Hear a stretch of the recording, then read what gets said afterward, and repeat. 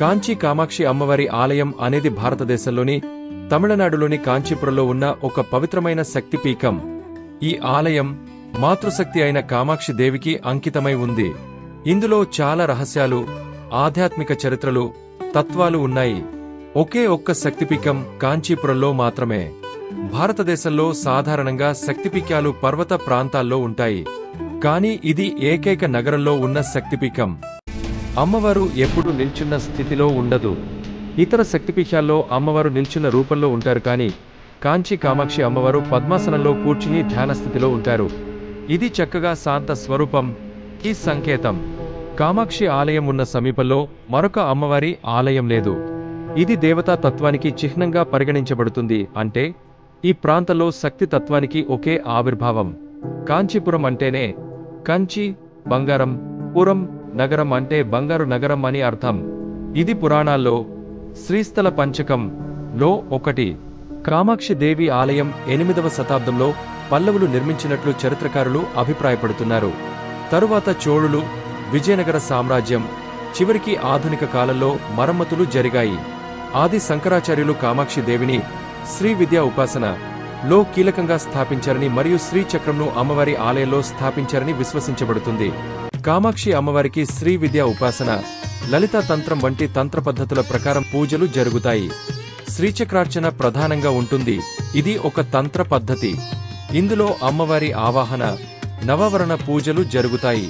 పూజల్లో బీజాక్షర మంత్రాలు క్లీం, ఎం, హైం మొదలైనవి ఉపయోగిస్తారు. ఇవి ఆధ్యాత్మిక శక్తిని మేల్కొలిపే ప్రత్యేక మంత్రాలు.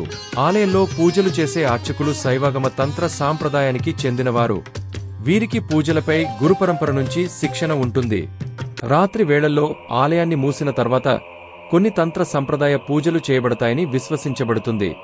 అర్చకులు పరమ గోప్యతతో శ్రీచక్రార్చన చేయడం, అమ్మవారి ఆవాహన వంటి పూజల్ని నిర్వహిస్తారు.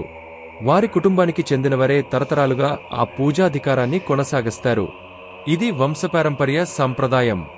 ఇది చాలా ఆసక్తికరమైన ప్రశ్న.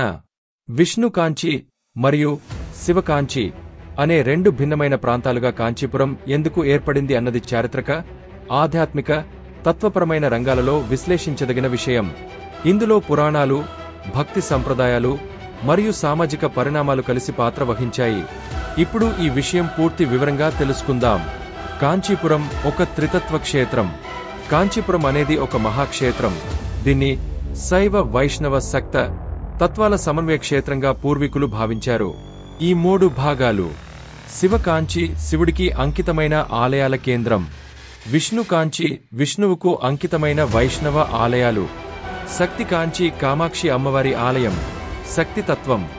శైవ, వైష్ణవ సంప్రదాయాలు ఎందుకు విడిపోయాయి అంటే కాలక్రమేణా శైవమతం మరియు వైష్ణవమతం తమ తంత్రమార్గాలు, పూజా విధానాలు, గురుపరంపరలు వేరు చేసుకున్నాయి.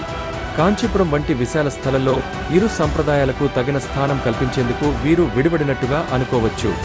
శైవులు, నాయనారులు, వైష్ణవులు, ఆళ్వారులు, 2 భక్తి ఉద్యమాలు కూడా కాంచీపురం ప్రాంతానికి పునాది వేశాయి. ఈ ప్రభావం వల్ల 2 భిన్న ధార్మిక వర్గాల విశ్వాసాలు పెరిగి భిన్న ఆలయ సమూహాలుగా విస్తరించాయి. పురాణాల ప్రకారం దైవీ ఆదేశం. శివకాంచి పార్వతీదేవి తపస్సు చేసి శివుని అనుగ్రహం పొందిన స్థలం. శైవతంత్ర జ్ఞాన మార్గాలకు కేంద్రంగా అభివృద్ధి. విష్ణు కాంచి శ్రీ మహావిష్ణువు వరదరాజ స్వరూపంలో భక్తులను కాపాడిన స్థలం. రామానుజులు వంటి వైష్ణవాచార్యులు ఇక్కడ ఉపదేశాలు చేశారు.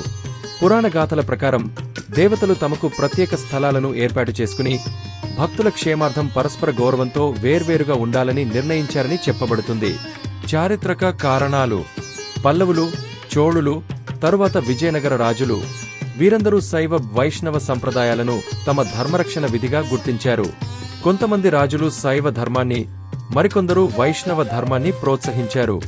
ఫలితంగా భిన్న భక్తిగణాల కోసం ప్రత్యేక ప్రదేశాలు ఏర్పడ్డాయి.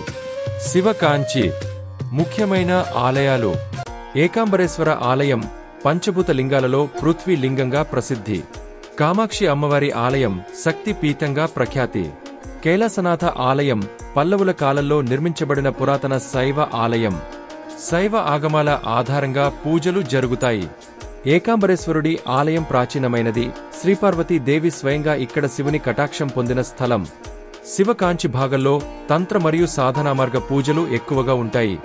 విష్ణు కాంచి ముఖ్యమైన ఆలయాలు: వరదరాజ పెరుమాళ్ ఆలయం, శ్రీరంగం తర్వాత అత్యంత ప్రసిద్ధి చెందిన వైష్ణవ ఆలయం. ఉలగలంద పెరుమాళ్ ఆలయం, వామన అవతారంతో సంబంధం ఉన్న దేవాలయం. యథోక్తకారి స్వామి ఆలయం, తామరైపై నిద్రిస్తున్న నారాయణ స్వరూపం. విష్ణు కాంచి మరియు శివ కాంచి విభజన అనేది సామరస్యానికి సూచిక, ఆధ్యాత్మిక అభివృద్ధికి అవకాశాన్ని కల్పించేది, భిన్న తత్వాల గౌరవాన్ని పరిరక్షించేది, భక్తులకు వారి మనోభావాలకు అనుగుణమైన పూజార్చనలు చేసే స్వేచ్ఛను ఇచ్చేది. ఇది విభేదం కాదు, వివేకంతో కూడిన సమన్వయం. కాంచీపురం కామాక్షి అమ్మవారి ఆలయం లేదా ఏకాంబరేశ్వర స్వామి ఆలయం వంటి పుణ్యక్షేత్రాలలో బంగారు బల్లి దర్శనం అనే అరుదైన సంఘటన కూడా ఇక్కడ జరుగుతుంది. ఈ బంగారు బల్లిని దర్శించేవారికి అయోమయం తొలగిపోతుంది, సంపద, శుభం లభిస్తుంది, పుణ్యం కలుగుతుంది అని ప్రజల నమ్మకం.